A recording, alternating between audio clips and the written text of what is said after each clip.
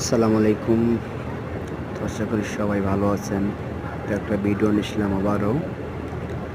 আমাদের আয়রন সেকশনে স্টিম নাই, তার জন্য পোলাপান বইসা আছে। তো রাত বাজে 8টা 30 মিনিট, 8:30 বাজে। তো ভাবলাম যে একটা ভিডিও করি, সবাই বেশি বেশি করে শেয়ার করবেন, কমেন্ট করবেন।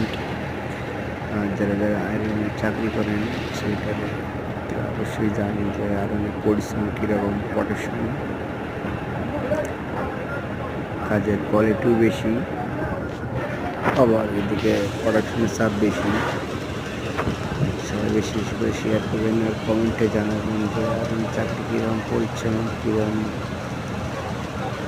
পরিশ্রম করতে হয়। সবাই বেশি বেশি করে শেয়ার করবেন, কমেন্ট করবেন, কমেন্টে জানাবেন।